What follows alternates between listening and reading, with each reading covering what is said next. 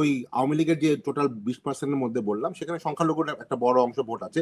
সেটা কিন্তু আবার কম্পারেটিভলি আমাদের অন্যান্য জরিপের আগের জরিপগুলিতে দেখা যাচ্ছে যে সেগুলো প্রিডমিনেন্টলি বিএনপির দিকেই যাওয়ার কথা। তো বাট মুসলিম আওয়ামী লীগের ভোটের মধ্যে এটা কিন্তু এক ধরনের ডিভিশন কিন্তু আরো বেশি, মানে এটা চারদিকে ছড়িয়ে যাবে। জি, ডক্টর আব্দুল তুষার, আমরা দেখছি যে বিএনপি এবং জামাত দুটি দলই এই আওয়ামী লীগের ভোটের নিয়ে এক ধরনের কারাকারি শুরু হয়েছে। পরিস্থিতি কেমন এবং কি ফল হতে পারে আপনি যদি বলতেন। প্রথমত বিওএলসির জরিপে যেটা হয়েছে 30%-এর বেশি লোক বলেছে যে তারা সিদ্ধান্ত নেয় নাই এবং 17% বলেছে যে তারা বলবে না।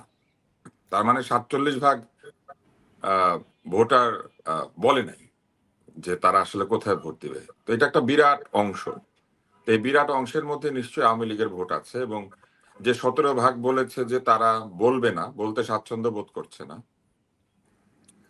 সেই 17%-এর মধ্যে আওয়ামী লীগ থাকার সম্ভাবনা বেশি, কারণ তারা স্বাচ্ছন্দ্য বোধ করছে না প্রতিকূল পরিস্থিতির কারণে। আর যে 30% বলেছে আমরা সিদ্ধান্ত নেই নাই, সেখানেও কিছু আওয়ামী লীগ যাবে, কিছু বিএনপিতে যাবে, কিছু জামাতে যাবে। আমরা ধরে নেন যদি এইভাবে চিন্তা করি যে ওই 17%-এর মধ্যে বেশিরভাগ আছে আওয়ামী লীগ, আর ওই 30%-এর মধ্যে জামাত বিএনপি আওয়ামী লীগ সমান সমান আছে, তাহলে কিন্তু একটা বিরাট সংখ্যক আওয়ামী লীগের ভোট আছে যে ভোটাররা বলছে না যে তারা কোথায় ভোট দেবে। কেউ বলছে আনডিসাইডেড, কেউ বলছে আমরা বলবো না।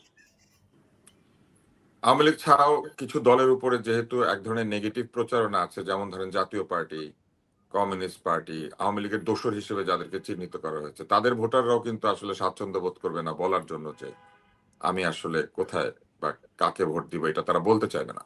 তো সেই হিসেবে বিওএলসির জরিপে যে 19% আর 16% উঠে এসেছে, এটা মূলত 47%-এর মতো ভোটারদেরকে বাইরে রেখে যারা বলেছে সরাসরি তাদেরকে আসলে আমরা পেয়েছি। ওই বিওএলসির জরিপে আপনি দেখবেন সেখানেও প্রায় 10% ভোটার বলেছে তারা এই পরিবর্তিত পরিস্থিতিতে আওয়ামী লীগকে ভোট দিবে। এখন ধরেন এই 10% ভোট তারা যদি আওয়ামী লীগকে না দিয়ে কোথাও দেয়, তাহলে কিন্তু ভোটের চিত্র সম্পূর্ণ বদলে যাবে। 10+19 হচ্ছে 29, আর 10+16 হচ্ছে 26। তাহলে বহু সিটে বহু জায়গাতে গড়বড় হবে। বিএনপির সিট কমে যাবে, জামাতের সিট বাড়বে, অথবা জামাতের সিট একদমই কমে যাবে, বিএনপি প্রায় ওভারওয়েলমিং মেজরিটি নিয়ে নেবে। এখন প্রশ্ন হচ্ছে, যখন আপনি এই ধরনের কোন জরিপকে চিন্তা করবেন, তখন আপনাকে ওই দলীয় ভোটারদের জুতা পায়ে দিতে হবে। তো আওয়ামী লীগের ভোটারদের দিক থেকে যদি চিন্তা করেন, এনসিপি যেসব সিটে প্রতিদ্বন্দ্বিতা করবে, যদি এনসিপি কোনো জোটে যায়, তাহলে আওয়ামী লীগ কি করবে? যেসব সিটে এনসিপির সঙ্গে ভোট বাটোয়ারা হয়েছে, সেই সব জায়গায় তারা এনসিপি কে কোনো ভোট দিবে না, এনসিপি যাতে না জিতে সেই চেষ্টা করবে। সেক্ষেত্রে তারা ওই সিটে স্ট্রংগেস্ট ক্যান্ডিডেটটাকে ভোট দিয়ে দিবে। মানে যেটা করা দরকার আর কি, যে এনসিপি যার কাছে হেরে যাওয়া নিশ্চিত, তাকে আরো ভালো করে হারিয়ে দেওয়া নিশ্চিত করবে তারা। অর্থাৎ ওই সিটে স্ট্রংগেস্ট ক্যান্ডিডেটকে আওয়ামী লীগের ভোটাররা ভোট দিবে। এরপরে যদি এরকম হয় যে যেখানে বিএনপি এবং জামাতের সরাসরি প্রতিদ্বন্দ্বিতা আছে, সেই সব জায়গাতে লোকাল 2-1টি কেস বাদ দিলে আওয়ামী লীগের ভোটাররা যদি ভোট দেয়, তাহলে তারা বিএনপি কে ভোট দিয়ে দিবে। কারণ বিএনপি জিতলে তাদের জন্য রাজনীতি করাটা অধিকতর বেটার, কারণ বিএনপি একটা লিবারেল মধ্যপন্থী ডেমোক্রেটিক দল। সো একটা লিবারেল মধ্যপন্থী ডেমোক্রেটিক দলকে ক্ষমতায় রাখা আরেকটা দলের জন্য সবসময় ভালো, যে কোনো দলের জন্য ভালো, কারণ তারা লিবারেলিজমে বিশ্বাস করে, তারা মধ্যপথে থাকতে চায়, তারা গণতান্ত্রিক অধিকারগুলিকে মানে, তারা সুশীল সমাজের কথা চিন্তা করে, তারা শুধুমাত্র কোনো একটি ডক্ট্রিন চাপিয়ে দিতে চায় না, সেটা রিলিজিয়াস হোক অথবা ডেমোক্রেটিক হোক অথবা অন্য যে কোনো কিছু হোক, ওই দলের মধ্যে ডিবেটের সুবিধা আছে। তো সেই জন্য আওয়ামী লীগ কিন্তু ওইসব জায়গাতে বিএনপি কে বেছে নিবে। তাইলে কোন জায়গাতে আওয়ামী লীগের ভোট শুধু যে আমাদের বাক্সে যাইতে পারে, খুবই রেয়ার কেসে যাবে, যাবে শুধুমাত্র যেসব সিটে আওয়ামী লীগের মানে কর্মীরা বা ওই অঞ্চলের লোকের আক্রান্ত হয়েছে বিএনপি কে দিয়ে, সেই সব ক্ষেত্রে বিএনপি কে কষ্ট করতে হবে। প্রথম অবস্থায় চিন্তা করতে হবে যে আওয়ামী লীগের অনেক ভোটার ভোটই দিবে না, কারণ যারা সারা জীবন নৌকায় ভোট দিয়েছে তারা অনেকে নৌকা না থাকলে ভোট কেন্দ্রে যাবে না। কিন্তু এরপরে যারা যাবে তাদের বেলায় কিন্তু এই 3টা রুল অ্যাপ্লাই হবে। যেখানে এনসিপির সঙ্গে সিট বাটোয়ারা হয়েছে, সেখানে এনসিপি যাতে হারে সেটা তারা নিশ্চিত করবে। আর যেখানে সিট বাটোয়ারা হয় নাই, সেখানে বিএনপি এবং জামাতের মধ্যে থেকে সে মূলত বিএনপি কে বেছে নেবে যদি ভোট দেয়। আর তারপরে যদি এরকম হয় যে লোকালি বিএনপি তাদেরকে অনেক অত্যাচার করেছে, সেই সব ক্ষেত্রে অন প্রোটেকশন বা অন সিকিউরিটি প্রমিস তারা কিছু কিছু প্রার্থীকে ভোট দিবে। অধিকাংশ ক্ষেত্রে প্রার্থীর ব্যক্তিগত সম্পর্ক আওয়ামী লীগের ভোটারদের সাথে এই ক্ষেত্রে এক ধরনের নিয়ন্ত্রকের ভূমিকায় থাকবে। আপনার নিশ্চয়ই মনে আছে মির্জা ফখরুল ইসলাম আলমগীরের একটি বক্তব্য খুব সমালোচিত হয়েছিল, উনি মামলা তুলে নিবেন বলছেন। আসলে উনি কিন্তু দেশব্যাপী মামলা তোলার কথা বলেন নাই, উনি ওনার এরিয়াতে যে ভুয়া মামলাগুলি হয়েছে উনি সেইটা বলেছেন যে আওয়ামী লীগের কর্মীদের বিরুদ্ধে ভুয়া মামলা হয়ে থাকলে আমার এরিয়াতে আমি সেগুলা তুলে নেওয়ার ব্যবস্থা করবো। অর্থাৎ তিনি কিন্তু স্পষ্ট একটা পলিটিক্যালি কারেক্ট কথা বলেছেন, কিন্তু উনি এটা কেন বলেছেন? উনি এটা এই জন্য বলেছেন আমি যে এই ভুয়া মামলাগুলি, তবে আমার এই ভুয়া মামলাগুলি তুলে নিলে তাহলে উনি ভোট পাবেন, কিন্তু আওয়ামী লীগের ভোটগুলি উনি পাবেন। কিন্তু আমরা সর্বশেষ জরিপটা যদি ধরি ইন্টারন্যাশনাল রিপাবলিকান ইনস্টিটিউট IRI, তারাও যে জরিপ করছে সেখানেও এই যে বিএনপি এবং জামায়াতের মধ্যে ভোটের ফারাক কিন্তু খুবই কম। আপনি খেয়াল করবেন যে জামায়াতকে ভোট দিতে চায় 26 দিতে চান 26% মতো, আর আওয়ামী লীগকে হচ্ছে বিএনপি কে হচ্ছে 30%, এখানেও 4 ভাগ। আর আগের জরিপটি তরুণদের যদি বলি সেখানেও 3 ভাগ 4 ভাগ মাত্র ভোটের পার্থক্য রয়েছে। তো ফাহিম মাসুর আপনি বলেন যদি আওয়ামী লীগের ভোট ওদিকে নাই যায় তাহলে জামায়াতের এত ভোট বাড়ছে কিভাবে, মানে জামায়াত ভোট বাড়াচ্ছে কোথায়? জি, আমি সেই প্রসঙ্গে তুষার ভাইয়ের ওইটার সাথে আপনার এই IRI এর জরিপের একটু কানেক্ট করতে চাই। তুষার ভাই কিন্তু বলেছে যে আসলে ভোটটা অনেক ক্ষেত্রেই লোকাল ইস্যু ভিত্তিক হবে। এখন লোকালি মানে আসলে এটা তো আসলে সবাই জানে, ইভেন বিএনপির লোকজনও স্বীকার করে যে এই যে ভুয়া মামলা বা 5ই আগস্টের পরে বিভিন্ন স্থানে চাঁদাবাজি, এগুলোর সাথে যে বিএনপির মানে তৃণমূল পর্যায়ের মাঝারি বা ছোট নেতারা জড়িত ছিল, এটা কিন্তু বিএনপির জন্য একটা কনসার্ন। তো এটা কিন্তু শুধুমাত্র কিছু অংশে না, এটা আসলে সারা দেশব্যাপী হয়েছে। আমরা যখন ঢাকার বাইরে যাই, ঢাকায় কিন্তু এই ব্যাপারটা অত বেশি আমরা বুঝি না, কিন্তু ঢাকার বাইরে যখন যাই তখন আমি যেরকম গত সপ্তাহে রাজশাহী গিয়েছিলাম, সেখানে একজন মানে মানে সংখ্যালঘুর একজন ড্রাইভার ছিল, সে আমাকে বলল যে মানে উনি কিন্তু বিএনপি দ্বারা আক্রান্ত হয়েছে, হ্যাঁ, কিন্তু উনি সবসময় আওয়ামী লীগের ভোটার। হ্যাঁ, তো এবং সে দেখা যাবে যে হয়তো এবার মানে আওয়ামী লীগের সাপোর্টার হয়েও বিএনপির দিকে ভোট দেওয়ার ব্যাপারে ইতস্তত থাকবে। তো এই ঘটনাটা কিন্তু আসলে হয়েছে, এখন কি পরিমাণ হয়েছে no one knows, but I am pretty sure that এর একটা ইম্প্যাক্ট কিন্তু এই নতুন জরিপগুলোতে, যেটা আপনি IRI জরিপটা বললেন যে মাত্র 4%-এর ব্যাপার, মানে ব্যাপারটা তো এরকম না যে আজ থেকে আমি যদি বলি যে 14 মাস আগে মানে অগাস্টের সময়ে যে জরিপগুলো করা হয়েছিল সেখানে কিন্তু তখন যদি ইলেকশন হতো বিএনপি একেবারে ল্যান্ডস্লাইড ভিক্টরি পেত, হয়তো প্রায় 50% ভোট পেয়ে আসতো। কিন্তু এই যে চেঞ্জ একটা হয়েছে এবং এই যে ভোটের ডিফারেন্সটা কমে আসছে, এটাকে শুধু আইডিওলজিক্যাল কারণে হঠাৎ করে বাংলাদেশের লোক যে জামাতের আইডিওলজির উপরে বেশি বিশ্বাস হচ্ছে তা কিন্তু না।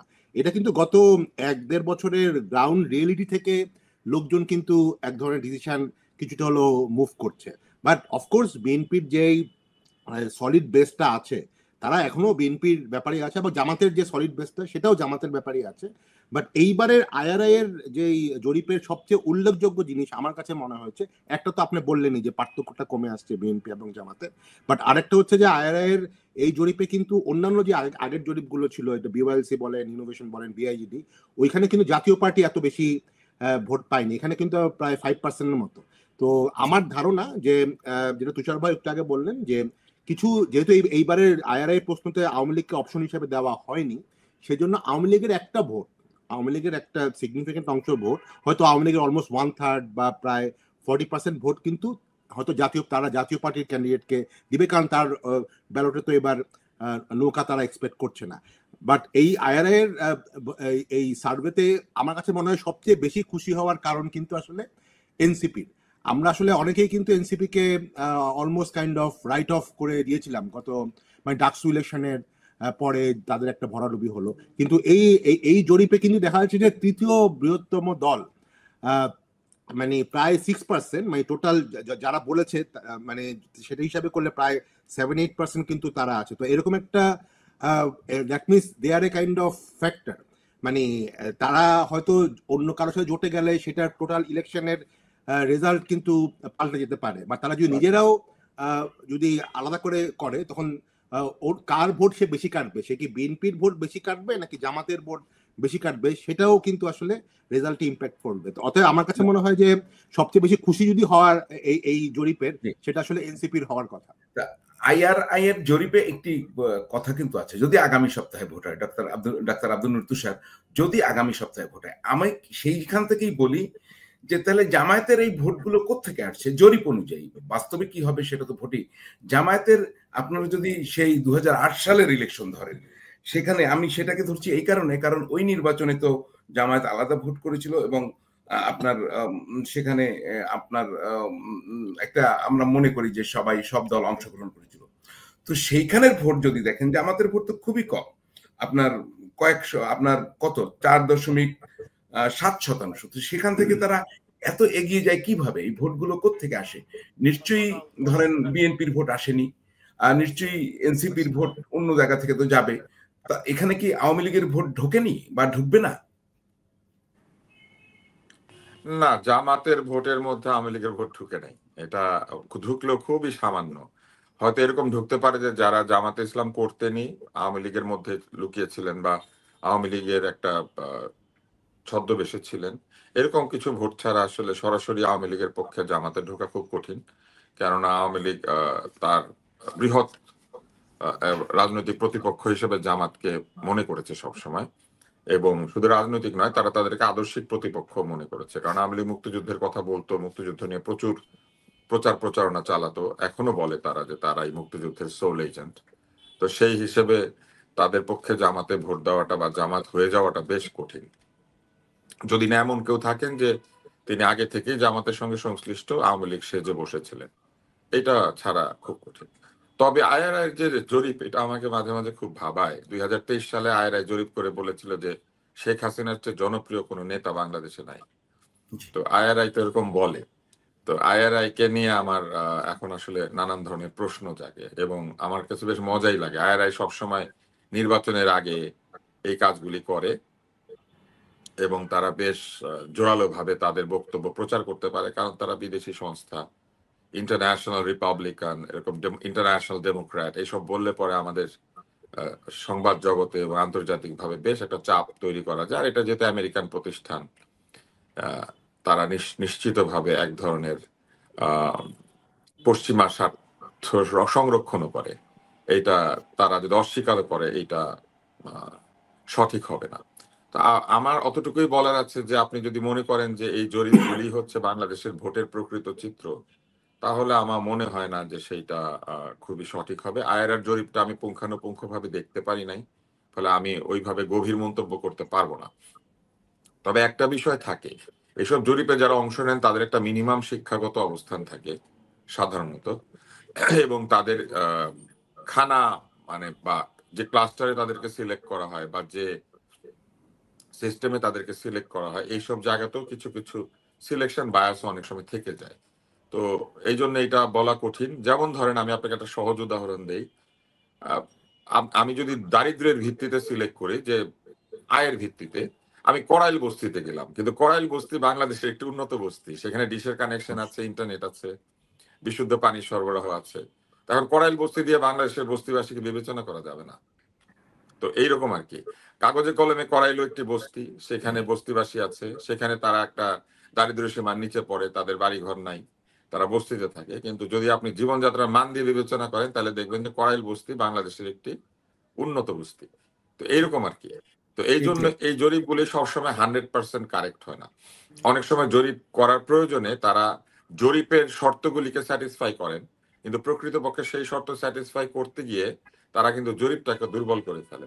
যেমন আমি কোনোভাবেই বুঝি না যে বাংলাদেশের সবচেয়ে জনপ্রিয় নেতা যদি শেখ হাসিনা হয়ে থাকেন, তাহলে একই সঙ্গে সবচেয়ে জনপ্রিয় নেতা ডক্টর ইউনূস হইতে পারেন না কিন্তু। কারণ ডক্টর ইউনূসের অবস্থান হচ্ছে একেবারে শেখ হাসিনার বিপরীতে। তো এইটা খুবই কঠিন, এবং তখনও শেখ হাসিনার অ্যাপ্রুভাল 70%-এর কাছাকাছি ছিল। এখনো ডক্টর ইউনূসের অ্যাপ্রুভাল 70%। তার মানে যে 70% শেখ হাসিনাকে ভোট দিয়েছিল তারা ঘুরে গিয়েছে, জরিপে যারা তাকে সবচেয়ে জনপ্রিয় বলেছিল তারা ঘুরে গিয়েছে, নাকি ভয়ে বলেছিল? মানে এগুলো অনেক প্রশ্ন আসবে, বুঝছেন? তো ভয়ে যদি কোনো জরিপ হয়ে থাকে, তাহলে সেই জরিপ তো ত্রুটিগ্রস্ত ছিল। তো এরকম ত্রুটিপূর্ণ জরিপ তারা 2023 সালে কেন করেছিল আইআরআই? তো এইসব প্রশ্ন আসবে। তো সেই কারণে আমার কাছে মনে হয় যে জরিপে এত বিশ্বাস না করে আমাদের বরং ভোটের দিনের জন্য অপেক্ষা করা উচিত। তবে একটা বিষয় আমি বলতে পারি, সেটা হচ্ছে যে ভোটের বাক্সে যতই জল্পনা কল্পনা করেন, সহজ উপায় হচ্ছে বোঝা, আওয়ামী লীগের ভোটাররা এনসিপি কে ভোট দিবে না কোনোভাবেই, এবং আওয়ামী লীগের ভোটাররা যেখানে এনসিপি আছে সেখানে এনসিপি কে হারানোর চেষ্টা করবে। ফলে যেই জোটে এনসিপি কে নেওয়া হবে, ধরে নিতে হবে যে ওই 10টা সিটে আওয়ামী লীগের ভোটাররা, বা 20টা সিটে, বা 25টা 50টা সিটে, হোয়াট এভার, যে সিটি তারা পায়, ওই সব সিটে আওয়ামী লীগের ভোটাররা জরুরি ভিত্তিতে এনসিপি কে পরাস্ত করার চেষ্টা করবে। আর দ্বিতীয় হচ্ছে, সারা দেশে আওয়ামী লীগের ভোটাররা জামাতকে বাদ দিয়ে যেখানে জামাতের বিরুদ্ধে স্ট্রঙ্গার অপোনেন্ট আছে সেখানে স্ট্রঙ্গার অপোনেন্টের কাছে চলে যাবে। আর যে সম্ভাবনার কথা অনেকে ভেবেছেন যে জাতীয় পার্টির ভিতর দিয়ে আওয়ামী লীগ রাজনীতি করে ফেলবে, জাতীয় পার্টির ভিতর দিয়ে আওয়ামী লীগের ভোটাররা দাঁড়িয়ে যাবে, এটা খুবই কষ্ট কল্পনা। এই জন্য যে জাতীয় পার্টির মার্কাটা পপুলার না। জাতীয় পার্টিকে বহু বছর আগে থেকে এবং এখনো মানুষ এক হচ্ছে আওয়ামী লীগের পেটোয়া দল মনে করে, আর তার আগে এটাকে স্বৈরাচার মনে করে। ফলে জাতীয় পার্টির মার্কায় কোনো সুস্থ ভোটার ভোট দেবে না। ফলে যেটা ঘটবে, জাতীয় পার্টির মার্কা নিয়ে আওয়ামী লীগ দাঁড়ালে আওয়ামী লীগ নিজেই নিজের পরাজয় সেখানে সুনিশ্চিত করবে, কেননা সাধারণ ভোটাররা তখন এই জাতীয় পার্টিকে হারিয়ে দেওয়ার জন্য মোটামুটি সমস্ত ভোট শক্তিশালী ক্যান্ডিডেটকে দিয়ে দিবে। যেই 30% বিওএলসি তে বলেছে যে আমরা এখনো সিদ্ধান্ত নেই নাই, সুইং ভোট টোটালি জাতীয় পার্টির বিপক্ষে চলে যাবে যদি জনতা টের পায় যে আওয়ামী লীগ এই জাতীয় পার্টির ভিতর দিয়ে নিজের চেহারা দেখানোর চেষ্টা করছে। এবং সেটা আওয়ামী লীগের জন্য দুঃখজনক হবে খুবই, যে বিড়াল আপনি পেলেছিলেন সেই বিড়ালের ঘরে গিয়ে আপনি আশ্রয় নিয়েছেন, নিজেকে বাগদাবি করে আপনি এখন বিলাইয়ের ঘরে আশ্রয় নিচ্ছেন। মানে এটা খুবই একটা অদ্ভুত অবস্থা হবে আওয়ামী লীগের জন্য। আওয়ামী লীগের রাজনৈতিক ক্ষতি আরো বাড়বে যদি আওয়ামী লীগ এভাবে লুকিয়ে ইলেকশন করার চেষ্টা করে। খুবই স্পষ্ট আপনার বক্তব্য। তো Fahim Masur Bangladesh youth leadership centre, সেখানে একটু আগেই প্রথম দিকে ডাক্তার আব্দুল নূর তুষার বলেছেন যে 30% সিদ্ধান্ত নেয়নি, 17.7% পছন্দের দলের নাম জানাচ্ছে না।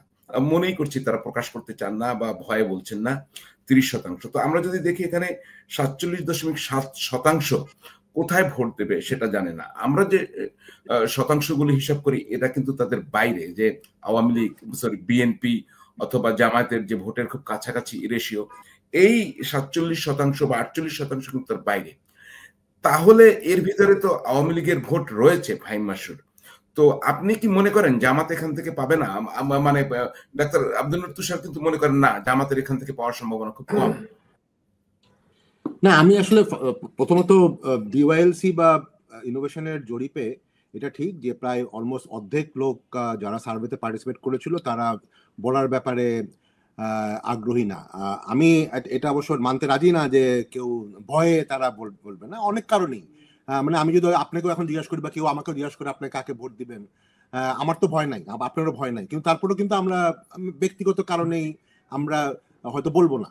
তো সেই জায়গাটাতে অনেকেই ব্যক্তিগত কারণে বলে না। তো বাট আমি আসলে এইবারের কিন্তু আইআরআই ক্ষেত্রে সেই অংশটা কিন্তু কম, সেটা কিন্তু অনলি 22% যে তার যারা বলতে চাচ্ছে না। তো সেই অর্থে এবারের আর আগের জরিপগুলোর মধ্যে একটু পার্থক্য আছে। বাট আমি আবারও যদি এই আলোচনাটা হয়েছে, আমি মনে করি না যে আসলে যারা বলছে না বিভিন্ন কারণে তাদের বেশিরভাগই আসলে আওয়ামী লীগের ভোট, এক নম্বর ব্যাপার। আর তাদের এই আওয়ামী লীগের ভোট যে আসলে মানে বিএনপি ছাড়া বা এনসিপিতে কেউ গেলেই তারা মানে এনসিপিকে ঠেকানোর চেষ্টা করবে, আমি এখনো আসলে ওটাতে খুব একটা কনভিন্স না। আমার কাছে মনে হয় যে বাংলাদেশের আমরা of course we are a very political nation, আমাদের সবারই এক ধরনের পলিটিক্যাল অপিনিয়ন আছে, কিন্তু আপনি যদি সারা বাংলাদেশে পার্টিকুলারলি গ্রামে বা মানে ইভেন মফস্বল শহরগুলিতে যান, ওখানে কিন্তু দেখবেন লোকাল ফ্যাক্টরগুলো অনেক স্ট্রং। লোকাল কোন নেতা কতটুকু সৎ, কতটুকু তার সেটা ঠিক আছে। আমি একটু স্পেসিফিক জানতে চাচ্ছিলাম যে জামায়াত আওয়ামী লীগের ভোট টানবে কিনা।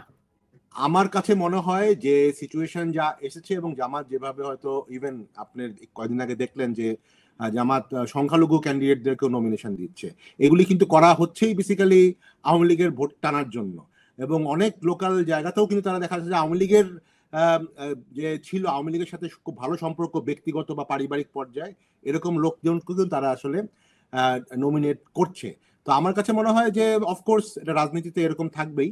তো একেবারেই আওয়ামী লীগের ভোট মানে জামাত বা এনসিপি কেউ পাবে না, আমি আসলে ওটাতে এখনো কনভিন্স না। আমার মনে হয় হ্যাঁ, এটা আমি মানতে রাজি আছি যে আওয়ামী লীগের ভোটের একটা বড় অংশ বিএনপি পাবে, হয়তো এটা 50% বা একটু বেশি হতে পারে, বাট 100% ভোট আওয়ামী লীগের ভোট জামাত বা বিএনপির এখান থেকে কেউই পাবে না। সরি, জামাত বা এনসিপি কেউ পাবে না, সেটা আমাদের ফিল্ড ফিল্ড স্ট্যাটিস্টিক্সও বলে না, সার্ভেও বলে না, এবং যখন আমরা কথা বলি ঢাকার বাইরে সেখান থেকেও কিন্তু ব্যাপারটা আসে না।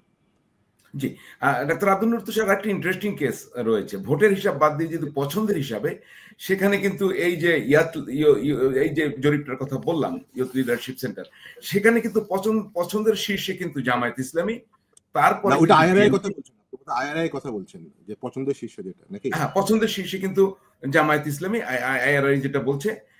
সেকেন্ড পজিশনে কিন্তু বিএনপি, থার্ড পজিশনে কিন্তু আওয়ামী লীগ, নিষিদ্ধ যার কার্যক্রম আইআরআর এর জরিপে যেটা বলা হচ্ছে। এবং এই বিষয়টি কি মিন করে?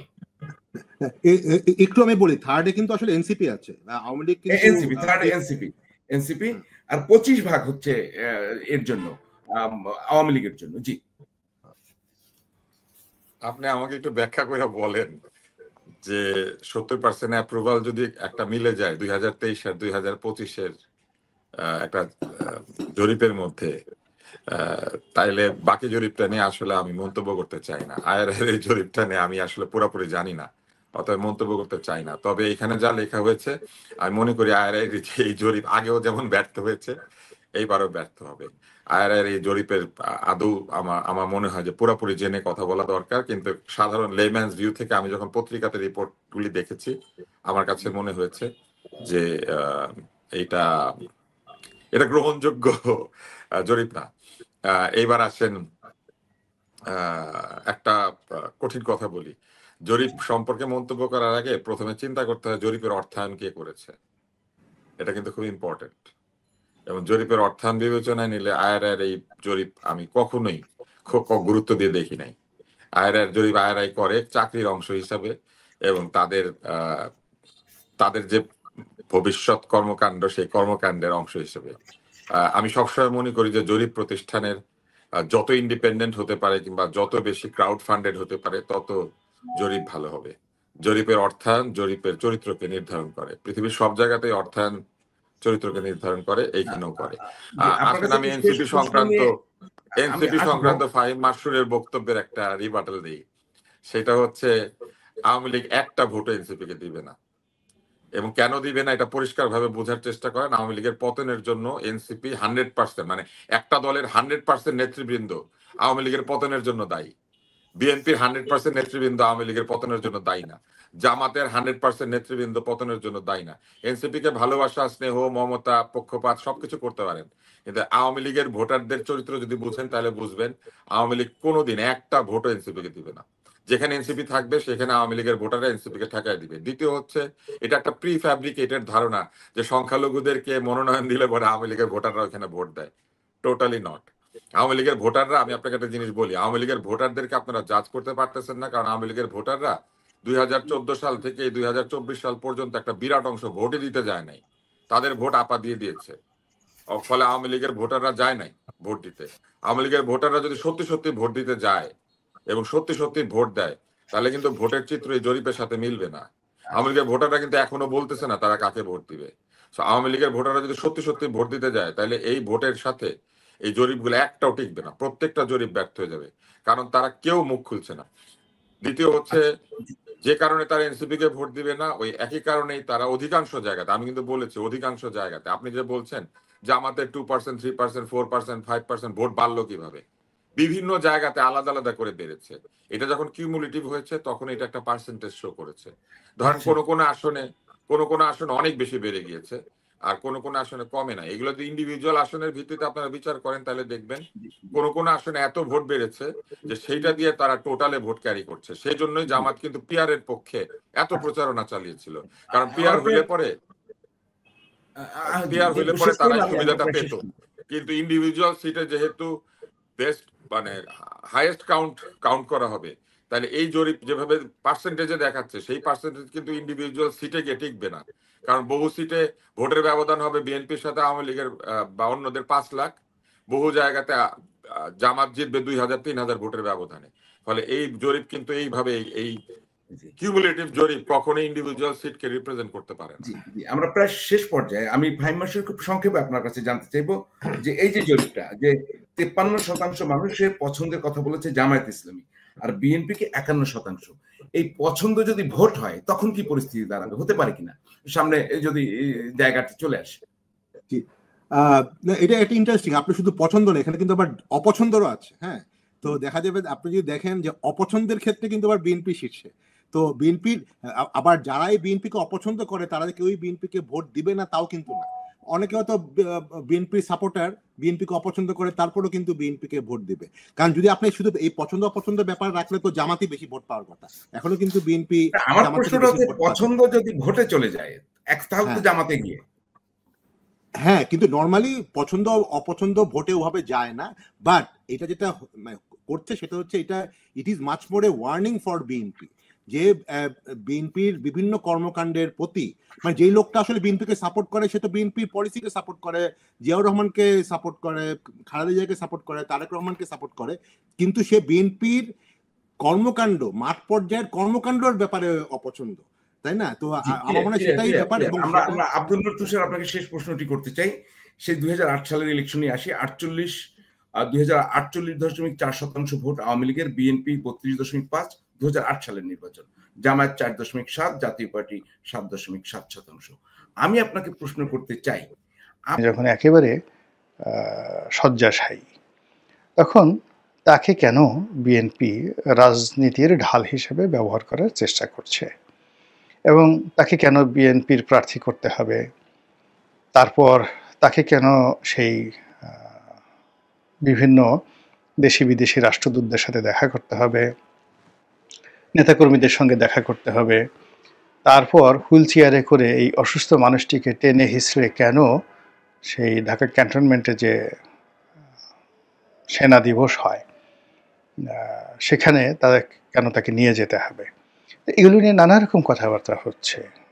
কেউ বলার চেষ্টা করছেন যে ওই যে সশস্ত্র বাহিনী দিবস বা সেনা দিবস, সেখান থেকে ফেরার পরই বেগম জিয়া হঠাৎ করে অসুস্থ হয়ে পড়েছেন।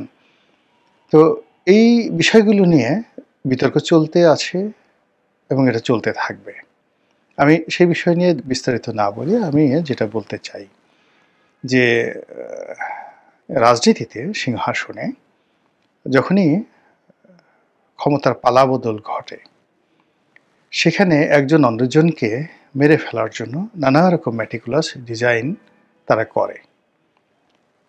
যেদিন থেকে রাজ্য, রাজা, রাজধানী, সিংহাসন, রাজনীতি এই শব্দগুলো এসেছে, সেদিন থেকেই প্রতিপক্ষকে ছলে বলে কৌশলে পরাজিত করার জন্য যুদ্ধ, হত্যা, আত্মহত্যা, এরপর নানা রকম যে চক্রান্ত, ষড়যন্ত্র, প্রাসাদ ষড়যন্ত্র, এগুলো চলে আসছে। প্রাসাদের মধ্যে বিষ প্রয়োগে হত্যা করা, আততায়ী পাঠিয়ে হত্যা করা, কিংবা ধীরে ধীরে খাদ্যের সঙ্গে বিষ মিশিয়ে প্রতিপক্ষকে দুনিয়া থেকে সরিয়ে দেওয়ার যে মানে বহুকালের ইতিহাস, সেই ইতিহাস এখনো কিন্তু থেমে যায়নি। এবং এখানে ক্ষমতার যে সিংহাসনটি, চেয়ারটি, এটি এতটা স্পর্শকাতর, পৃথিবীর সব কিছু শেয়ার করে। এমনও জমানা গেছে যখন একজন স্ত্রী 5 ভাই মিলে তার সঙ্গে দাম্পত্য সম্পর্ক রক্ষা করেছে। অনেকে নিজস্ব প্রয়োজনে তার স্ত্রীকে অন্য পুরুষের হাতে তুলে দেয়, কন্যাকে তুলে দেয়, রাজার কাছে তুলে দেয়, বন্ধুর হাতে তুলে দেয়, বিক্রি করে দেয়, এরকম ঘটনা ঘটে। কিন্তু ক্ষমতার যে চেয়ারটি, এটি যতক্ষণ পর্যন্ত একটি মানুষের জীবন থাকে ততক্ষণ পর্যন্ত মানুষ এই ক্ষমতার চেয়ারটি ছেড়ে দেয় না। এই গেল একটা সমীকরণ।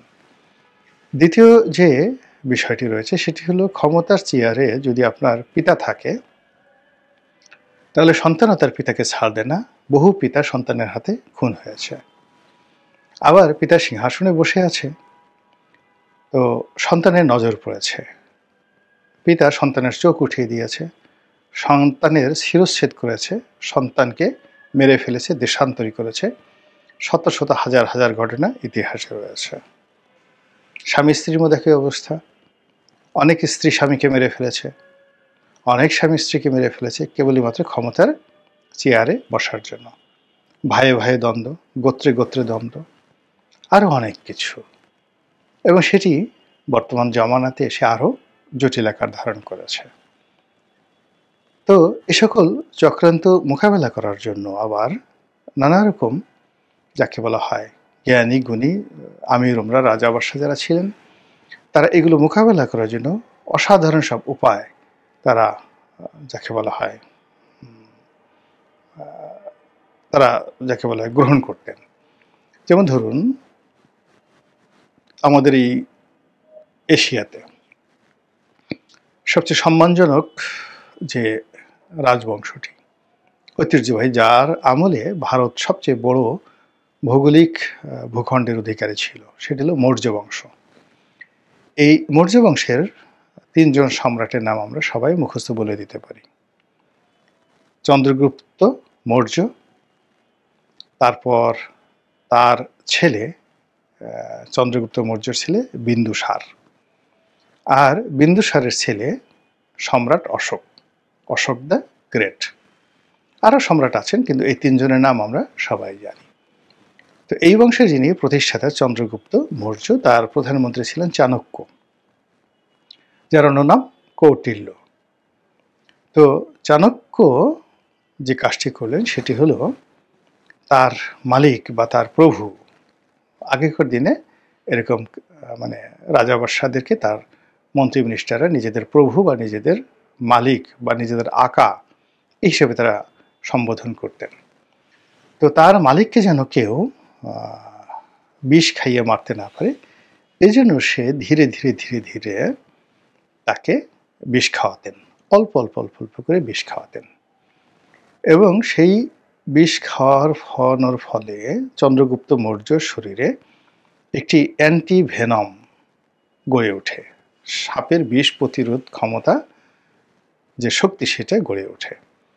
এবং পরবর্তীতে এমন অবস্থা হয়ে গেল যে তাকে যদি কোনো সাপ কামড় দিত বা যাকে বলা হয় সেই সাপ কামড় দিত বা কোনো মানুষ কামড় দিত, তাহলে সে মরে যেত। এরকম তার শরীরে একটা রেজিস্ট্যান্স পাওয়ার গড়ে ওঠে। তো এটা তিনি গোপন রেখেছিলেন, কেউ জানতো না। তো একবার যে সেই চন্দ্রগুপ্ত মৌর্যের যে ডাক্তার, সেই ডাক্তার এই বিষয়টি ধরে ফেলেন। তো ধরে ফেলার পর তিনি যখন এই ঘটনা বলেন, তখন তাকে জিজ্ঞাসা করা হলো, যাকে বলে প্রধানমন্ত্রীকে জিজ্ঞাসা করা হলো। এবং তখন প্রধানমন্ত্রী ভরা দরবারে তিনি, যেহেতু এটা বিচারের মুখোমুখি হয়ে গেছে, তিনি বলতে বাধ্য হলো যে আমি গোপন এই কাজটি করেছি, কেননা আমি জানতাম যে এই কাজটি করলে সম্রাটের কোনো ক্ষতি হবে না, কিন্তু তার উপকার হবে। তো আমি এই কাজটি এত বছর যাবৎ করে আসছি যেন তার শরীরের মধ্যে একটি রোগ প্রতিরোধ ক্ষমতা গড়ে ওঠে। তো ডাক্তাররা দেখলেন যে ঠিকই আছে, এবং তাকে পরীক্ষা করা হলো এবং দেখলো যে ঠিকই তার শরীরে একটা অ্যান্টিভেনাম রক্তের মধ্যে সেই জিনিসটা গড়ে উঠেছে। এভাবে সিংহাসনের যারা অধিকর্তা তাদেরকে রক্ষা করা হতো। আপনারা সেই যে বিখ্যাত সম্রাট নিরো, ক্লডিয়াস নিরো, তার কথা জানেন যে রোম যখন পুড়ছিল, নিরো তখন বাঁশি বাজাচ্ছিল। তো নিরো খুব শৈশবে নিরোকে সিংহাসনে বসানো হয়, এবং নিরোর যে সৎ পিতা, সেই সৎ পিতাকে নিরোর মা মেরে ফেলে। মায়ের নাম অ্যাগ্রোপিনা। মেরে ফেলে এই কারণে যে সেই শিশু পুত্রকে সে সিংহাসনে বসিয়ে মূলত নিজে সম্রাজ্ঞীর মতো চালচলন করবেন বা নিজে রাষ্ট্র পরিচালনা করবেন, এবং সেইভাবে তিনি করছিলেন। তো নিরো যখন বড় হয়ে গেলেন, বেশ বড়, 13, 14, 15 বছর হয়ে গেলেন, তখন তিনি দেখলেন যে তার মা এই কাজগুলো করছে।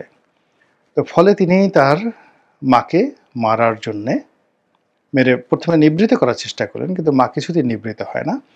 তখন তার মাকে মেরে ফেলার জন্য তিনি একটা প্ল্যান করলেন। একটি নৌকায় তার মাকে তুললেন এবং তাকে নৌবিহারে পাঠানো হলো যেন তিনি সেখানে ডুবে মরেন। এবং ঘটনাক্রমে প্রথম দফায় অ্যাগ্রিপিনা বেঁচে গেলেন।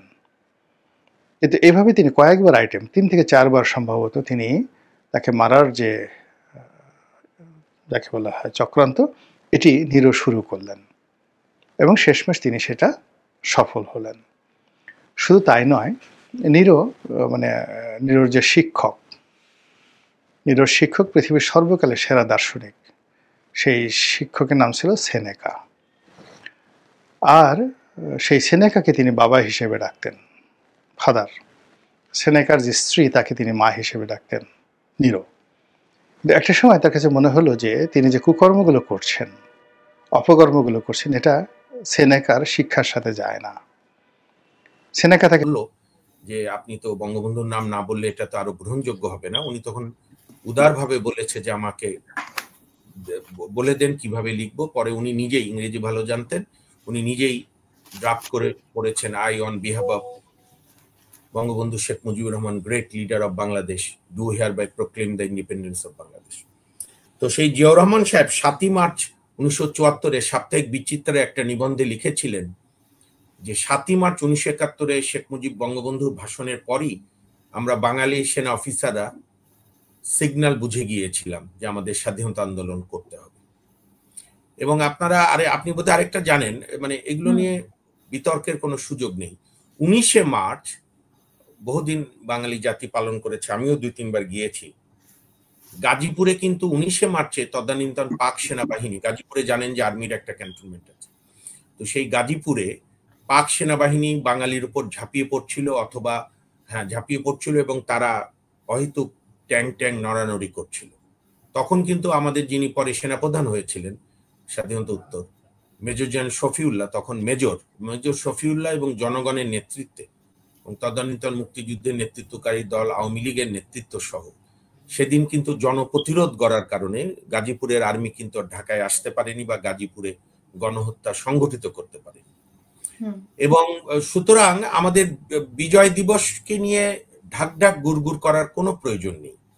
বিজয় দিবসে বা আমাদের মহান মুক্তিযুদ্ধে যার যেটা অবদান, যার যা নেতৃত্ব, আপনি, আমি, হাসিনা আক্তার বা অন্যরাও রাতের পর রাত তর্ক করে, কুতর্ক করে, অযৌক্তিক তর্ক করে শেখ মুজিবুর রহমান বা বঙ্গবন্ধু যে নামেই ডাকি, বা শহীদ জিয়া বা কেউ বিএনপিরা বলে স্বাধীনতার ঘোষক জিয়া, যে নামেই ডাকি, বা আমাদের মুক্তিযুদ্ধের প্রথম প্রধানমন্ত্রী, যিনি বাংলাদেশের সবচেয়ে সফল প্রধানমন্ত্রী আমি বলবো, কারণ উনি একটা দেশ মুক্তিযুদ্ধ নেতৃত্ব দিয়েছিলেন সফলভাবে, জনাব তাজউদ্দিন আহমদ। এবং আমাদের মুক্তিযুদ্ধের 11টা সেক্টর কমান্ডার, আরো শর্ট করে বললে 3 force, Z force, Ziaur Rahman, K force, Khaled Mosharraf, S force, Shafiullah. এবং খালেদ মোশাররফ যুদ্ধকালীন সময় মাথায় গুলি খেয়েছিলেন, উনি মারাও যেতে পারতেন, শহীদ হতে পারতেন। কর্নেল তাহেরের পা উড়ে গিয়েছিল, পরে 1 মাস সুস্থ হওয়ার পর ওই আপনার কৃত্রিম পা নিয়ে তিনি যুদ্ধের নেতৃত্ব দিয়েছেন। জিয়াউর রহমান কামালপুরে যে যুদ্ধ করেছিল, সেই যুদ্ধের প্রশংসা করে মুজিবনগর সরকারের প্রধানমন্ত্রী তাজউদ্দিন আহমেদ লিখেছিলেন জিয়াউর রহমানকে একটা চিঠি, যে আপনার এই প্রতিরোধ লেনিনগ্রাদে ফ্যাসিস্ট হিটলার বাহিনীর প্রতিরোধের সঙ্গে আমি কম্পেয়ার করতে চাই, আপনি যে পাক হানাদার বাহিনীকে প্রতিরোধ করেছেন। এখন মুশকিল হলো যে শেখ হাসিনা মুক্তিযুদ্ধকে, বঙ্গবন্ধুকে তার পারিবারিককরণ করে তার সমস্ত, মানে সেজন্যই কি আসলে বিরক্তির কারণ কিনা, মানে সরকার যেটা, না সেটার তো বিরক্তি আমাদেরও হয়েছিল। কথাতেই বঙ্গবন্ধু, কথাতেই মুজিবনগর সরকারের কথা বলা নাই, 4 জাতীয় নেতার অবদান নাই, মুক্তিযুদ্ধে 30 লক্ষ শহীদ। আজকাল দেখলাম আবার শহীদের বিতর্ক করে অনেক জ্ঞান পাপীরা। আমি তো বলবো 40 লক্ষ শহীদ হয়েছে, আপনি প্রমাণ করেন 40 লক্ষ শহীদ হয়নি। এগুলো হচ্ছে অসভ্যতা।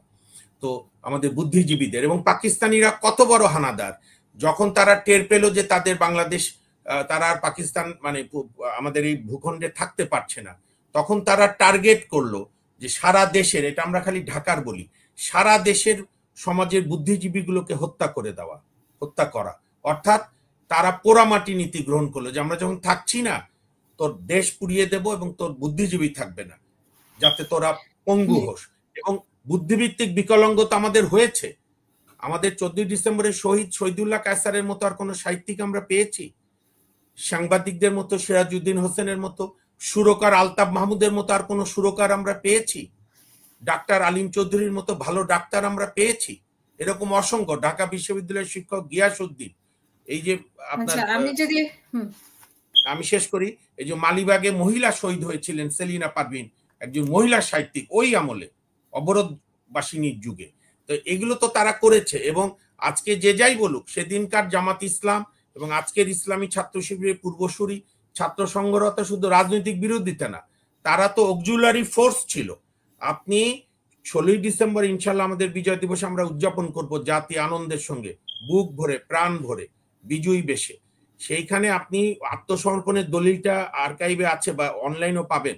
সেখানে আমাদের মুক্তি বাহিনী এবং ভারতীয় বাহিনীর সঙ্গে যৌথ যে মিত্র বাহিনী, সেই মিত্র বাহিনীর কাছে সারেন্ডার তো শুধু পাকিস্তান বাহিনী করেনি, সারেন্ডার করেছে অক্সিলারি ফোর্সও।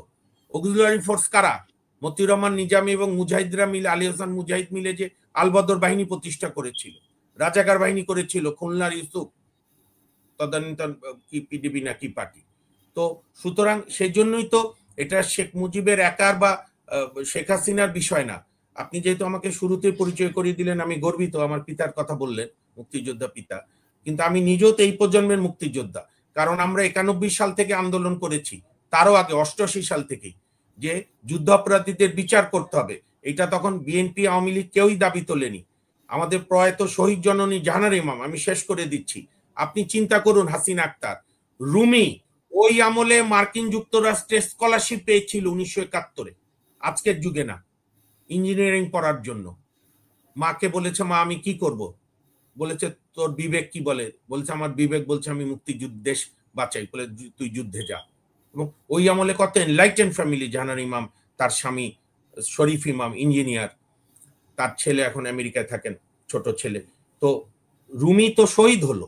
এরকম অসংখ্য রুমির গল্প গ্রামে গ্রামে, এবং এগুলো আমাদের কথা না, এগুলো আমাদের চোখের সামনে আমাদের পূর্বসূরীরা দেখেছে। পাকিস্তানি জেনারেলদের 30 থেকে 35টা বই আছে।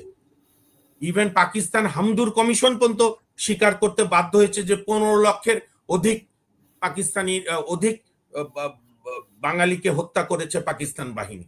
এবং এই হামদুর রহমান কমিশন বাংলাদেশ গভর্নমেন্ট গঠন করেনি, জুলফিকার আলী ভুট্টোর গভর্নমেন্ট গঠন করেছিল 1973-এ। এবং হামদুর রহমান কমিশনের রিপোর্টে পাকিস্তান সেনাবাহিনীকে গণহত্যার জন্য তাদের নিজেদের মধ্যে দায়ী করেছিল। এবং আপনি জানেন পাকিস্তানে এখনো তারা এই গণহত্যার জন্য তারা মনে করে যে ইয়াহিয়া খান এবং ভুট্টো দায়ী। আর দুঃখ লাগে আমাদের এখানে নতুন নতুন কিছু জ্ঞান পাপি বেরিয়েছে, বা কিছু বিকৃত রুচি, বা আপনারও আশপাশে অনেক দেশ বিদেশে থাকে বিকৃত রুচি, মুক্তিযুদ্ধকে অপমান করে। আরে শেখ হাসিনার বিরুদ্ধে তো আমরাও আন্দোলন করেছি যখন সে আমাদের গণতান্ত্রিক অধিকার হরণ করেছে, ভোট ব্যবস্থা ধ্বংস করেছে।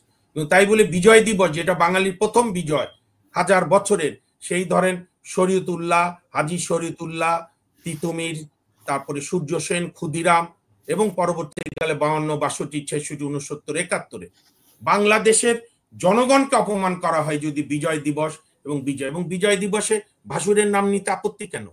বিজয় দিবস হয়েছে মুজিবনগর সরকারের নেতৃত্বে।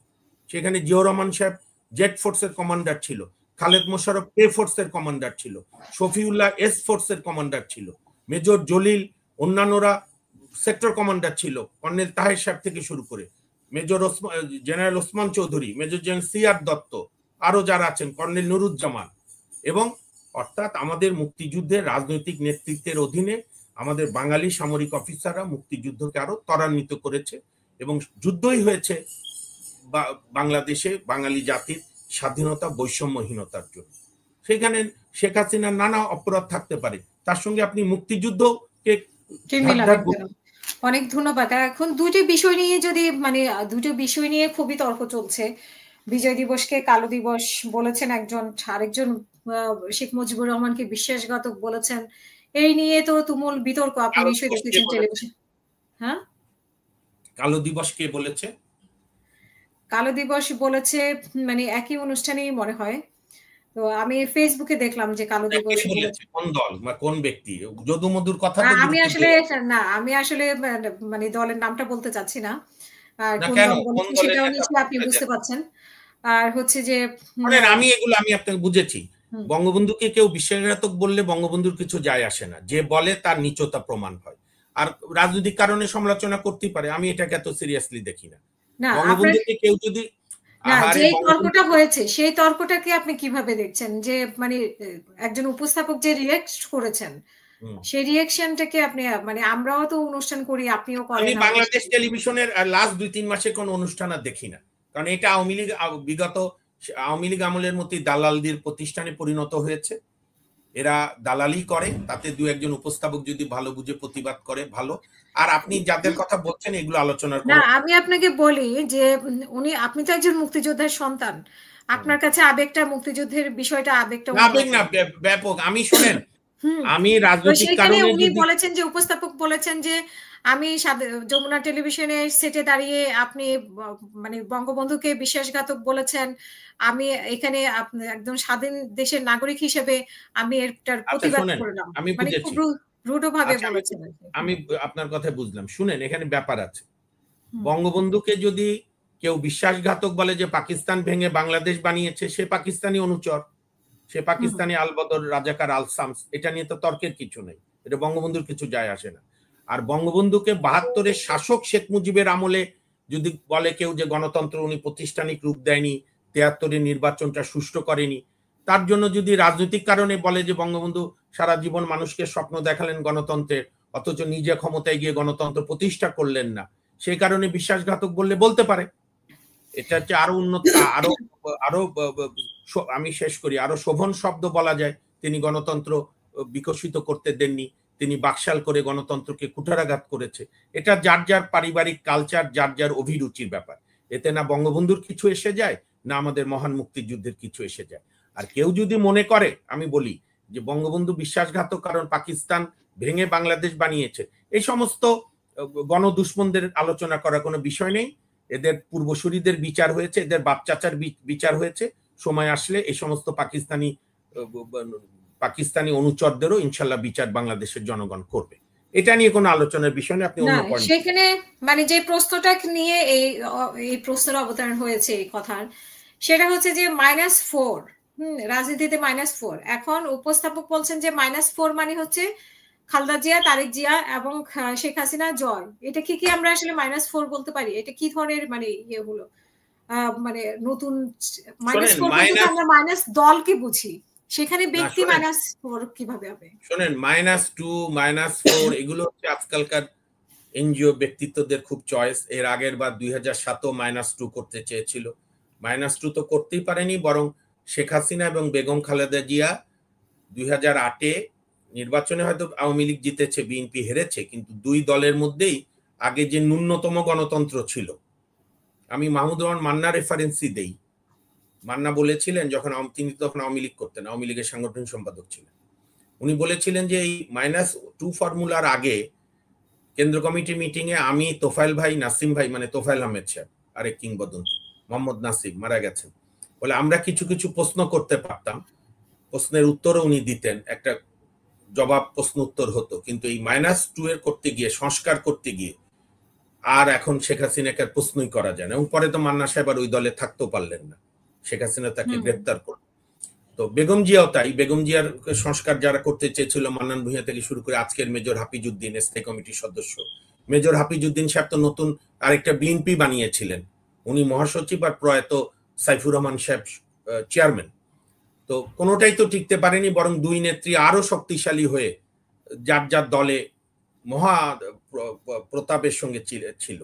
কাজেই এখানে আপনার জোর করে অ্যাবর্শনের মতো করে মানে কোনো জিনিস করা যায় না। বাংলাদেশের জনগণ যদি মনে করে যে দুই পরিবারের কাছে আমরা রাজনীতির বন্ধক দেব না, বাংলাদেশের জনগণ যদি মনে করে না এক পরিবার থাকবে না আরেক পরিবার থাকবে, এই সবকিছু মূল্যায়ন করবে কে? আমিও না, আপনিও না, বর্তমান সরকারও না, বিচার বিভাগও না। এটা তো মূল্যায়ন করবে বাংলাদেশের যারা মালিক, জনগণ।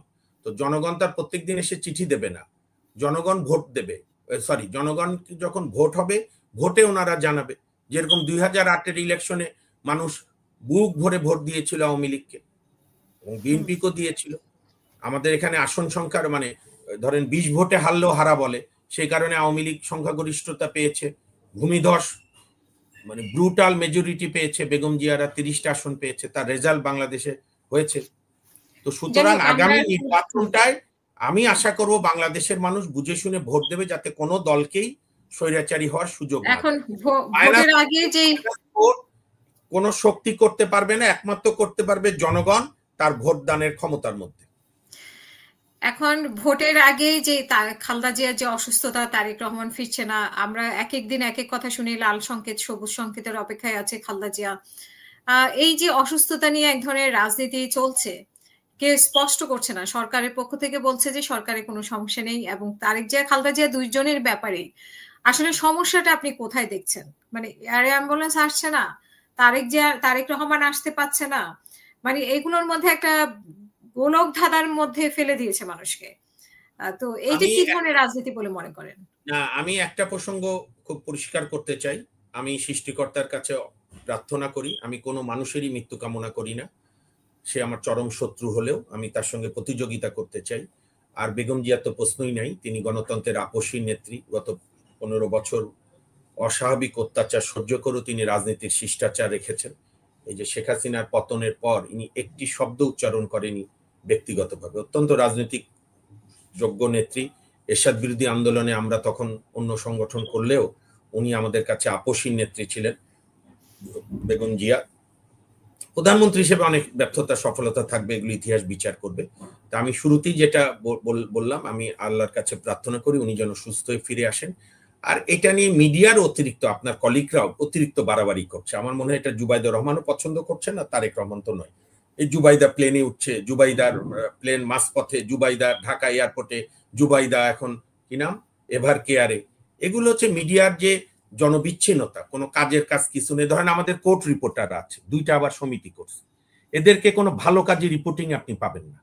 এই যে কোর্টে নানা অনিয়ম হচ্ছে বা কোর্টে জনগণের কষ্ট বাড়ছে কিংবা সংস্কার কতটুকু হয়েছে, 2-3টা সংবাদপত্র বাদ দিলে, বিশেষ করে ইলেকট্রনিক মিডিয়ারা সেই যে গত 15-20 বছর ধরে শিখছে অ্যাটর্নি জেনারেল অফিসে ওখানে বসে থাকা, অ্যাটর্নি জেনারেলের কাছে ইন্টারভিউ নেওয়া আর বারের সোকল কিছু সিনিয়র বা বারের নেতাদের ইন্টারভিউ নিয়ে যার দালালি করা।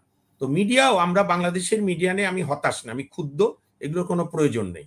আমি অনুরোধ করবো কেউ বাংলাদেশের আপনি মিডিয়া দোষ দিচ্ছেন কেন? যদি বিএনপি পক্ষ থেকেই যদি বলা হয়, তারেক রহমান যদি বলে আমি আসতে পারছি না, মিডিয়া কেন হাইপ তুলছে? প্রত্যেকদিন খালেদা জিয়া সম্পর্কে যদি বলা হয় এদিন না হচ্ছে সেদিন না হচ্ছে না, তো মিডিয়া যদি এটা নিউজ না করে তখন তো আপনারা বলবেন যে মিডিয়া নিউজ করে না। আরে আপনি মিডিয়ার, আপনি সবার সমালোচনা সহ্য করবেন, মিডিয়ার সমালোচনা সহ্য করবেন না কেন? মিডিয়ারও তো ভুল আছে।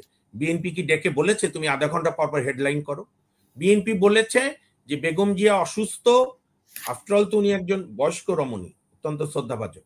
ডাক্তাররা বলতে চাচ্ছে না। এটা আমার মা যখন অসুস্থ ছিল আমাকেও আমার ডাক্তার আমার মাকে মায়ের অসুখের ব্যাপারে ডিটেল আমাকে বলেনি। অনেক সময় নার্ভাসনেস হয়ে যায় আত্মীয় স্বজনরা, সেই জন্য বলছে আমরা চেষ্টা করছি। হ্যাঁ, আপনার কাতার থেকে এয়ার অ্যাম্বুলেন্স আসার কথা হয়তো আসেনি, উনি ফিট টু ফ্লাই কিনা। তো সো এইটা নিয়ে মিডিয়া হাইট না তুললেই তো। বিএনপি কি বলছে প্রতি আধা ঘন্টা পর মেডিকেল বুলেটিন বিএনপি দিচ্ছে? ডক্টর জাহিদ হোসেন স্থায়ী কমিটির সদস্য, উনি বোধহয় 2-3 দিন পর একবার করে দিচ্ছে। এবং উনি কি বলছে যে আমরা চেষ্টা করছি, উনি অপরিবর্তিত আছেন, আমরা আমাদের ডাক্তাররা গবেষণা করছে। চায়না থেকে ডাক্তার এসছে, জুবাইদা তারেক রহমানের সহধর্মিনী ডাক্তার জুবাইদা রহমান নিজেও একজন ভালো ডাক্তার, অত্যন্ত ইন্ট্রোভার্ট মানুষ, কোনো প্রচার বিমুখ মহিলা, ভদ্র মহিলা। উনিও এসছেন, কোকো সাহেবের বউ আছে। এটা একটা জীবনের এমন একটা টেনশন মুহূর্ত, ওনারা করছে। মিডিয়ার এখানে হাইপ তোলার তো কোনো প্রয়োজন নেই। আরো ইস্যু আছে না দেশে, সেগুলো নিয়ে আলাপ তোলা যায় না? বিএনপি কি বলছে আধা ঘন্টা পর? এইটা কেন? এইটা হচ্ছে সেই মিডিয়ারা যারা শেখ হাসিনার দালালি করেছে। এখন বিএনপি জামাতকে টাকা পয়সার প্রলোভন দিয়ে মালিকরা চাচ্ছে ওদের দালালি করি, যাতে মানুষ এখন এইটা নিয়ে থাকুক। কেন? আরো কত ইস্যু আছে। কেউ মানা করেছে? মানা করলে তারা বলুক যে আমাদেরকে রিপোর্ট করতে দেয় না। স্বেচ্ছায় গিয়ে দালালি করলে আপনি করবেন কি?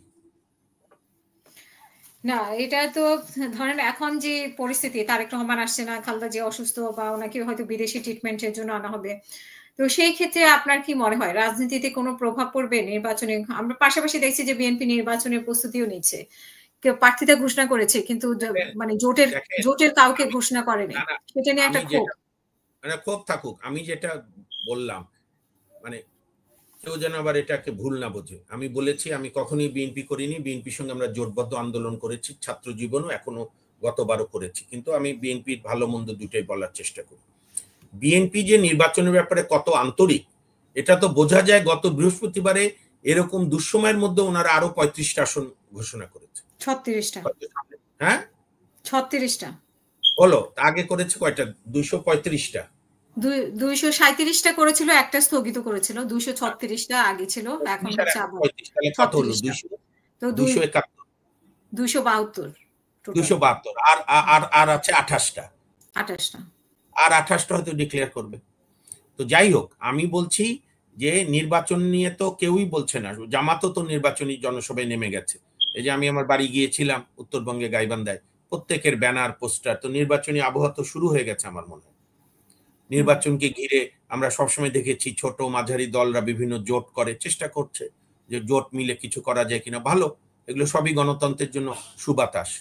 ভোটটা সুষ্ঠুভাবে হোক, যদিও হওয়া খুব কঠিন, এই সরকার পারবে কিনা, তবু আমরা ভরসা রাখতে চাই, আল্লাহর কাছে প্রার্থনা করতে চাই। ভোট ছাড়া তো আমাদের বাংলাদেশের আর নতুন কোনো পথ নেই। ভোটের মাধ্যমে যে সরকার আসবে তাহলেই সমাধান হবে তা না, কিন্তু একটা তো নির্বাচিত সরকার আসবে যাকে আমরা বাধ্য করতে পারবো। এখন তো এই সরকারকে কিছু বলাও যাচ্ছে না। কিন্তু অনেকে তো বলছে যে ভোট নিয়ে সন্দেহ করছে, তারপর আবার এই যে তারেক রহমান আসছে না, বিএনপির হাল ধরবে কে, মানে এইসব নিয়েও তো অনেক কিছু দেখেন, তারেক রহমান তো যারা যুগপৎ আন্দোলনে ছিল তাদেরকে মূল্যায়ন করা হচ্ছে না।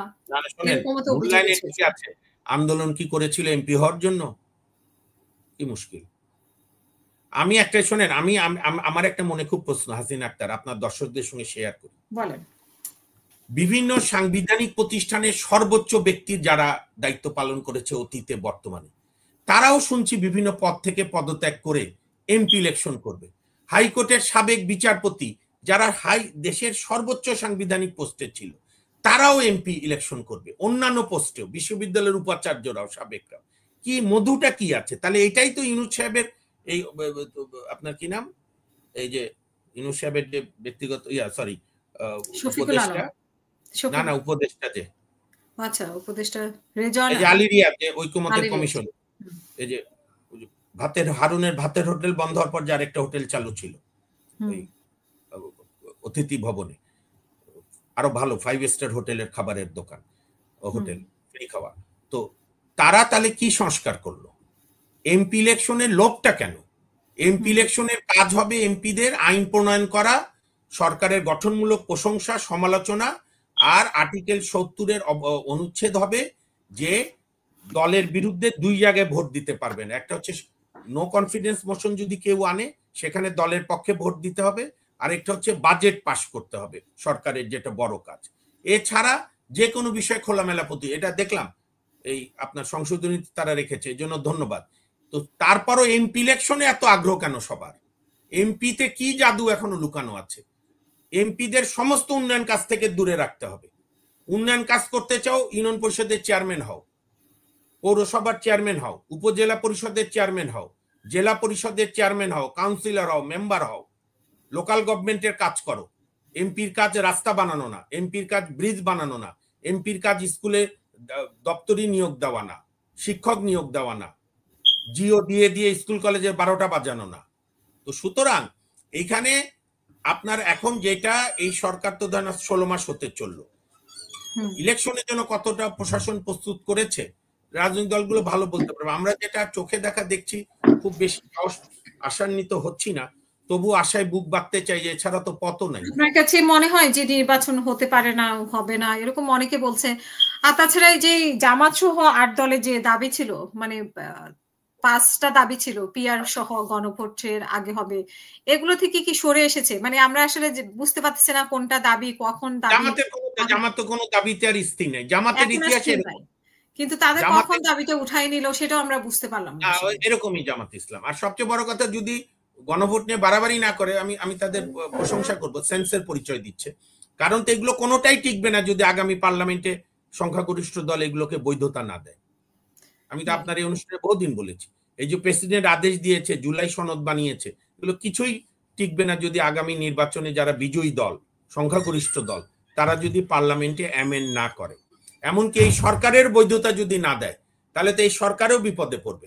হ্যাঁ, একটা হয়তো বলবে যে যেগুলো কাজ হয়েছে সেগুলোকে আমরা পাস্ট এবং ক্লোজড ট্রানজাকশন, এবং এই ইতিহাস তো আমাদের আছে। জিয়াউর রহমান 5ম সংশোধনী করেছিল না, সেটাকে হাইকোর্ট এবং আপিল বিভাগ বাতিল করে দিয়েছে, অবৈধ বলেছে। 7ম সংশোধনীও তাই, এবং সেই রায় 2টা তো এখনো বহাল আছে, সেই রায় তো কেউ রিভিউ করেনি। কাজে এগুলো যাই হচ্ছে, হয়তো সময়ের প্রয়োজনে হচ্ছে, এতগুলো না করলেও হতো। যেটুকুই করেছে বা যাই করেছে, এটা আগামী পার্লামেন্টে যদি আমাদের এমপি সাহেবরা, বিশেষ করে সংখ্যাগরিষ্ঠ দল যারা, তারা যদি এটাকে বৈধতা না দেয়, সব অবৈধ হবে। সে গণভোট করেন আর আপনি বুকের মধ্যে গিয়ে লিখে রাখেন। জি, আমাদের সাথে একজন দর্শক আছেন, জি রুবেল, আপনার প্রশ্ন বা মতামত, তারপর আমরা শেষ করব। জি জি, আসসালামু আলাইকুম। আমার তো শোনা যায় আপা? জি হ্যালো, হ্যাঁ, আপনাকে শুনতে পাচ্ছি, বলেন রুবেল। বলে যাচ্ছিলাম ডক্টর 2-3 বছর ভালোই দেখলাম ভাই। মামুন ভাইয়ের হচ্ছে টক শো দেখি, সব টক শো দেখি, আপনার টক শো দেখি। আমি হচ্ছে 2 বছরে যা ধারণা নিলাম এই টক শো দেখে, তাই 500 টক শো দেখছি। ধারণা যা বুঝলাম, 71 কেউ মানে কেউ মানে না। 71 মানতে হবে। 71 হচ্ছে আমাদের জন্মভূমি, মাতৃভূমি। রুবেল, আপনার কোনো প্রশ্ন আছে ওনার কাছে? আমরা তো জানি যে 71 মানতে হবে, এটা তো আলোচনা করেছেন মামুন ভাই। আপনার নতুন কোনো তথ্য বা কোনো প্রশ্ন আছে? 71 না, সবাই খালি 71 করে। 71 দিয়ে আর কি হবে? 71 তো লিখেছে 48 বছর আগে, 54 বছর আগে। 71 করেন সবাই খালি। ফরিদ আহমেদ, আপনার প্রশ্ন বা মতামত 1 মিনিটে শেষ করবেন, প্রাসঙ্গিক, মানে আমাদের আজকের আসসালামু প্রাসঙ্গিক আলাইকুম। কথা বলবেন। আমি মামুন ভাইয়ের কাছে প্রশ্ন করতে চাই। মামুন ভাই বলল যে এর পরে যারা নির্বাচন করে পার্লামেন্টে যাবে তারা যদি পাস না দেয় এই সরকারও অবৈধ হবে। তো এই সরকার যদি অবৈধ হয়, মানে পাস যদি না করে, তাহলে তো তা যে নির্বাচনটা দিবে, মানে যে নির্বাচনটা এখন করবে, এই নির্বাচনও কি অবৈধ হবে কিনা? জি, অসংখ্য ধন্যবাদ। ধন্যবাদ মামুন ফরিদ ভাই? আহমেদ সাহেবকে। আর এর আগে যে ভাই ফোন দিয়েছিলেন, ওনার নাম কি? রুবেল। রুবেল ভাই জিনিস বুঝতে পারেননি। আমরা না, কেউ আমিও বুঝতে এখানে পারিনি। উনি কি আলোচনা করতে এসেছেন নাকি? হাসিনা আক্তারও বলেননি এটা, আমরাও বলিনি যে 71 জপেন। আমরা বলেছি আমাদের বিজয় দিবস আসছে 16ই ডিসেম্বর, সেইটাকে জাঁকজমকভাবে উদযাপন করা হবে, কারণ আমরা স্বাধীন রাষ্ট্র পেয়েছি 1971 মহান মুক্তিযুদ্ধ। আপনারা, আমার দর্শকদের বলি, আপনারা একটু ইতিহাস পড়বেন। এই যে কুর্দিস্তানের আন্দোলন গত 100 বছর ধরে চলছে। কুর্দিরা প্রতিবারই কোনো না কোনো শক্তির বিরুদ্ধে লড়াই করে। লাস্ট বর্বর আইএসআই বিরুদ্ধে লড়াই করেছিল পশ্চিমা বিশ্বের সমর্থনে, অন্যান্য দেশের সমর্থনে। যে আইএসআরা পরাজিত হয়ে চলে গেছে, পশ্চিমা বিশ্বরা তাদেরকে প্রতারণা করে। এখনো কুর্দিস্তান তাদের স্বাধীন দেশ পায়নি। কুর্দিরা আছে মূলত তুরস্ক, ইরাক, ইরান এবং সিরিয়ায়। সো একটা দেশের স্বাধীনতা, এটাকে অবজ্ঞা করার